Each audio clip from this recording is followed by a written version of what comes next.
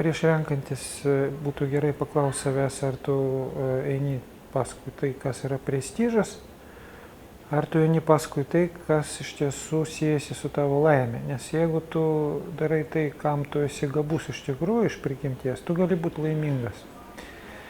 Jeigu tu eini ten, kur prestižas, taip, viskas ok, tu gali tą prestižą palaikyti, bet klausimas, ar tu būsi laimingas daug pasiekęs. Todėl būtų labai smagu, jeigu žmogus, baigdamas 12 klasę, maždaug susigaudytų, ar jis eina į laimės jausmą, ar į prestižą.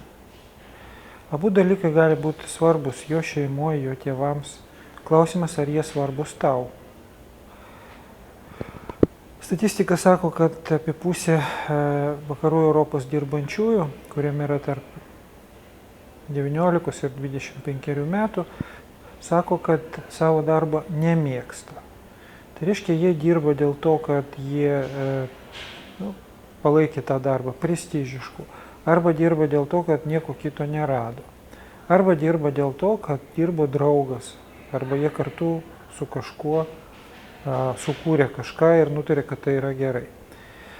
Ar norėtumėt jūs skirtis pas kirpėją, kuris nemėgsta savo darbo?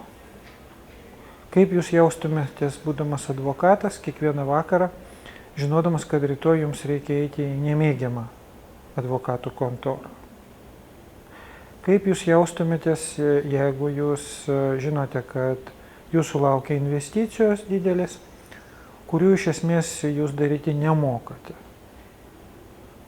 Todėl aš manau, kad pasirinkti būtų gerai ne nuo darbo, o pasirinkti nuo savęs paties. Kas aš esu iš prigimties? Ar aš esu verslininkas, ar aš esu kirpėjas, ar aš esu teisininkas, ar aš esu verslo vadybininkas. Pasirinkti save, o ne darbą. Jeigu žmogus eina savo keliu ir daro tai, kas jam patinka, tegul tai yra kokiu nors dūdelį drožinėjimas, ar tegul tai būna koks nors sportas, ar tegul tai būna koks nors mokymas. Jis iš prigimties turi tam gabumų, jam nemoka didelių pinigų.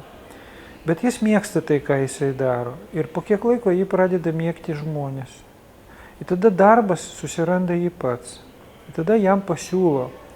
Ir tada jau tuos metus, kuris jis pašventė, darydamas tai, kas jam patinka, atperka tie metai, kada pasaulis įvertina tą jo drąsą ir įvertina visaip, ir prestižu, ir pinigais. Tokie žmonės be abejo galėtų smagiau dirbti ir pas tokį žmogų, kuris mėgsta savo darbą, mieliau ateitume ir tu.